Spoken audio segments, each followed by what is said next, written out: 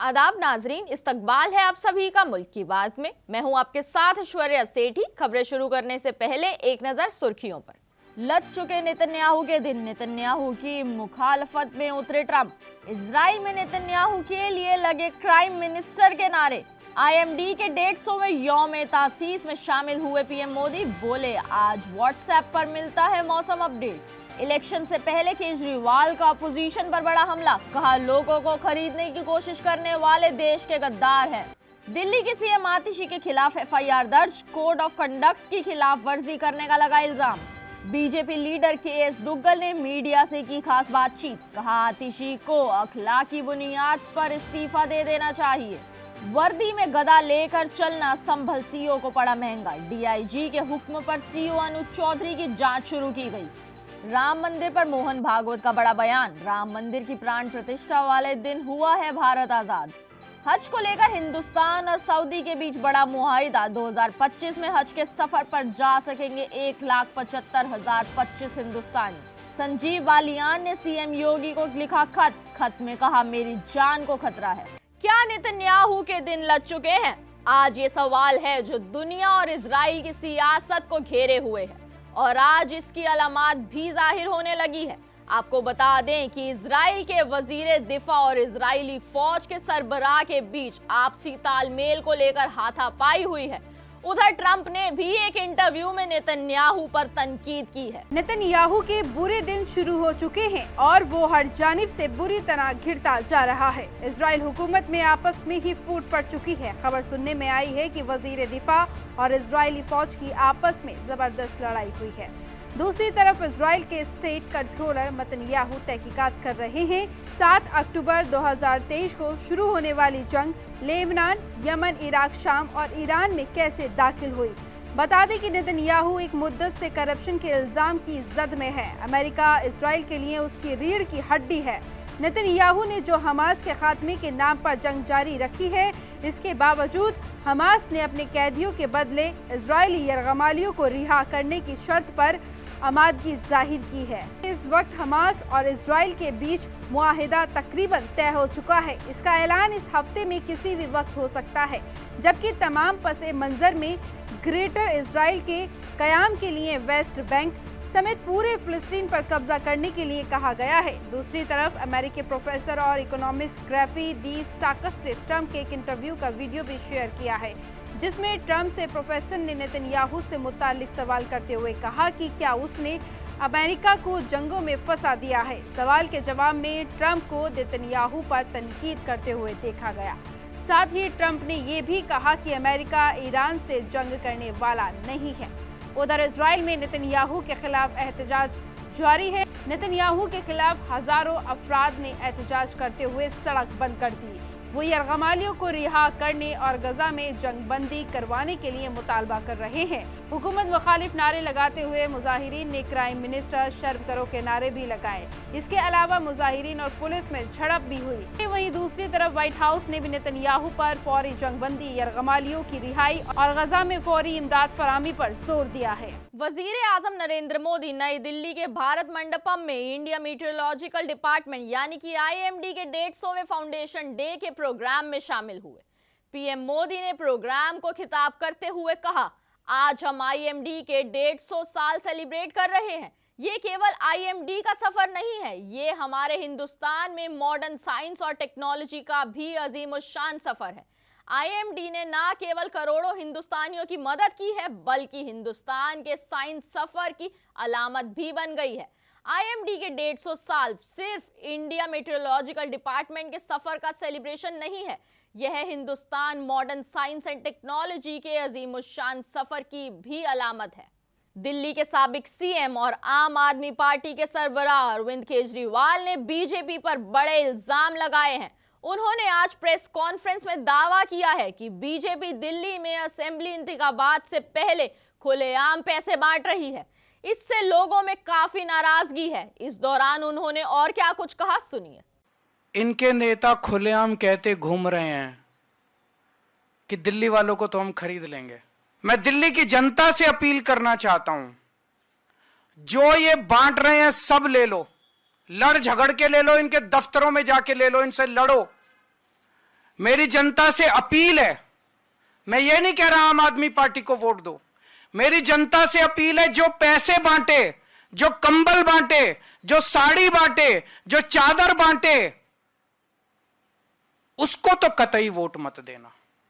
ये देश के गद्दार हैं, ये देश को खरीदने, इनको इतना अहंकार हो गया है, इनको लगता है ये देश को खरीद सकते हैं। और दिल्ली की जनता इस बार पूरे देश को एक मिसाल पेश करेगी। दिल्ली शरीफों का शहर है, दिल्ली अच्छे लोगों का शहर है, दिल्ली सभ्य लोगों का शहर है। इन लोगों को लगता है दिल्ली के लोगों को खरीदेंगे। मैं दिल्ली के लोगों को कहना चाहता हूं, दिखा दो इस बार कि आप बिकाऊ नहीं हो। और मैं यह भी कहना चाहता हूं, अगर मेरा कोई कैंडिडेट, आम आदमी पार्टी का कोई कैंडिडेट पैसे बांटे, सामान बांटे, उसको वोट मत देना, उसको भी हरा देना। हम यहां पे चुनाव जीतने और चुनाव हराने के लिए नहीं आए हैं, हम देश बदलने के लिए आए, सड़ी गली व्यवस्था को बदलने के लिए आए।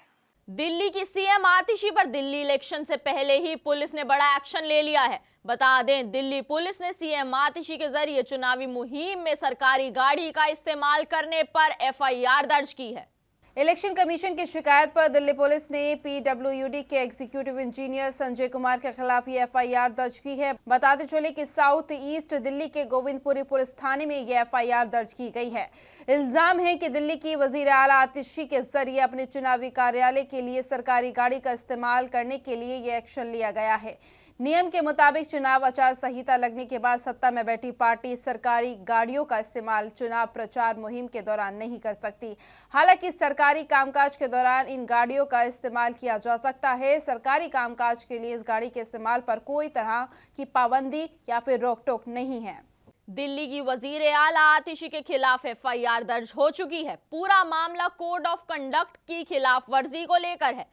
बीजेपी लीडर केएस दुग्गल ने दिल्ली के गोविंदपुरी थाने में शिकायत दर्ज कराई थी, जिसके बाद पुलिस और इलेक्शन कमीशन ने नोटिस लेते हुए उनके खिलाफ मामला दर्ज कर लिया।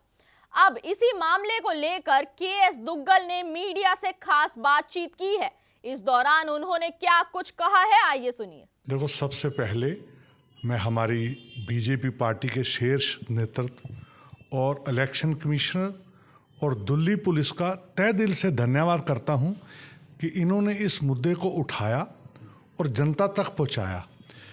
जैसे ये हमने एप्लीकेशन दी थी, उसमें ये जो आप पार्टी है, ये बीजेपी के ऊपर खाली निशाना लगाते हैं, बदनाम करते हैं कि एजेंसियां हमारे खिलाफ काम करती हैं।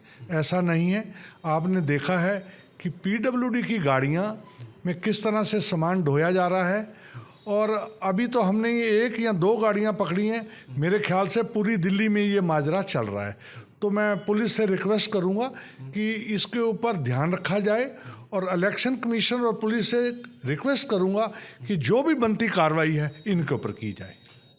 उत्तर प्रदेश के संभल में एसपी अनुज चौधरी का वर्दी पहनकर हनुमान जी की गदा थामने का मामला तूल पकड़ गया है।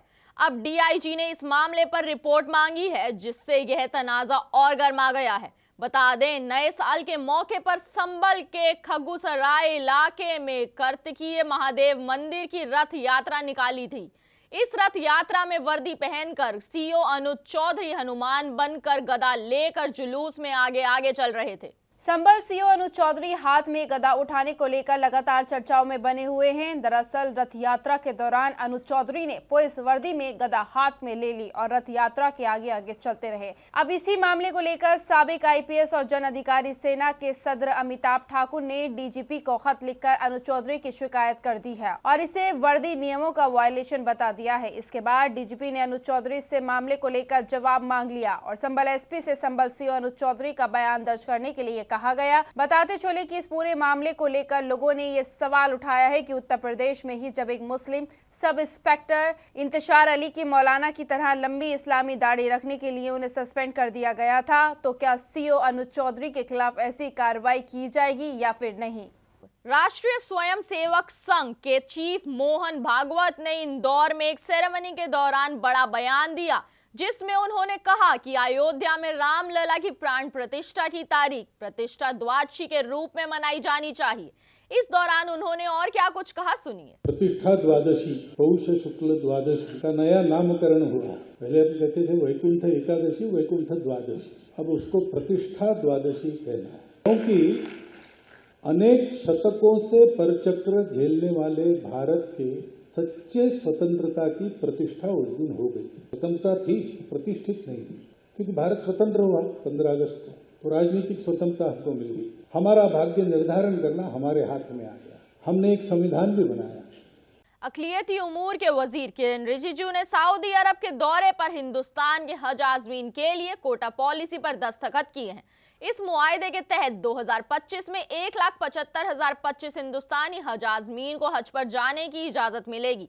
दोनों मुल्कों के बीच यह मुआहदा हज आज़मीन के तजुर्बे को शदीद बेहतर बनाने की राह में किया गया है, जो कि एक अहम कदम है।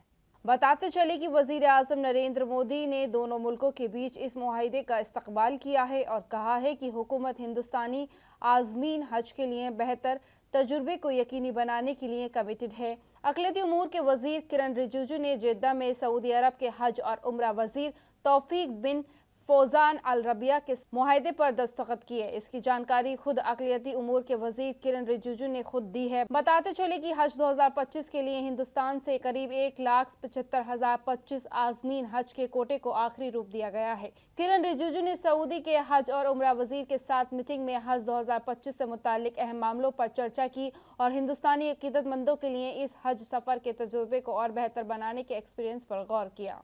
बीजेपी के बड़े लीडर और साबिक मरकजी वजीर संजीव बालियान ने अपनी जान को खतरा बताया है। उन्होंने इसे लेकर उत्तर प्रदेश के वजीर आला योगी आदित्यनाथ को खत लिखा है। संजीव बालियान ने कहा है कि उनकी वाई कैटेगरी की हिफाजत को यूपी पुलिस ने बीते इतवार को अचानक वापस ले लिया। याद दिलाना होगा कि कुछ दिन पहले ही यूपी हुकूमत में कैबिनेट मिनिस्टर आशीष पटेल ने कहा था कि उनकी भी जान को खतरा है और अगर उन्हें कुछ हुआ तो इसके लिए उत्तर प्रदेश पुलिस की स्पेशल टास्क फोर्स जिम्मेदार होगी। संजीव बालियान 2 बार मुजफ्फरनगर सीट से एमपी रहे हैं, लेकिन साल 2024 के लोकसभा इलेक्शन में उन्हें हार का सामना करना पड़ा था। उनकी गिनती मगरबी उत्तर प्रदेश के बड़े जाट लीडरों में होती है। बताते चले कि बालियान ने खत में लिखा है कि आपको मालूम है कि हाल ही में लोकसभा इलेक्शन के दौरान मुझ पर हमला हुआ था। अगर आने वाले दिनों में मेरे साथ कोई भी गलत हादसा होता है तो इसकी जिम्मेदारी रियासती हुकूमत की होगी। अगर पुलिस एक साबिक मरकजी वजीर के साथ ऐसा रवैया कर रही है तो बीजेपी के आम कारकुनानों की क्या हालत होगी। जम्मू कश्मीर के नौशेरा में एक खदान में धमाका हुआ है। जानकारी के मुताबिक यहां के भवानी सेक्टर के मखड़ी इलाके में धमाका हुआ है, जिसमें फौज के 6 जवान जख्मी हो गए हैं। इलाज के लिए उन्हें राजौरी के आर्मी हॉस्पिटल में एडमिट कराया गया है। जानकारी के मुताबिक बताते चले कि इससे पहले 9 दिसंबर 2024 को जम्मू के पुंछ में विस्फोट हुआ था, जिसमें एक जवान शहीद हो गया। फौज के एक तर्जुमान ने जानकारी देते हुए बताया कि 25 नेशनल राइफल के हवलदार बी सुबैया बारीकुंटी की पुंछ के थानेदार टेकरी गश्त के दौरान एक बारूद की सुरंग विस्फोट में उनका इंतकाल हो गया। बताते चले कि बारामूला जिले के पट्टान के पलहलान इलाके में एक आईईडी को इनएक्टिव कर दिया गया था। अफसरान ने कहा कि सिक्योरिटी फोर्सेस ने पट्टान के पलहलान में आईईडी का पता लगाया। एक बॉम्ब डिस्पोजल स्क्वाड को मौके पर भेजा गया और आईईडी को इनएक्टिव कर दिया गया। चीन के हुनान रियासत में मौजूद शहर शाओयांग में इमामों के लिए एक प्रोग्राम हुआ। इस प्रोग्राम में मुस्लिम इमामों का इम्तिहान हुआ। इस इम्तिहान में इस्लाम के कुछ ही सवाल पूछे गए, जबकि चीन के सद्र के बारे में ज्यादा सवाल पूछे गए। चीन के हुनान रियासत में मौजूद शहर शाओयांग में मुसलमानों की करीब 40,000 आबादी है।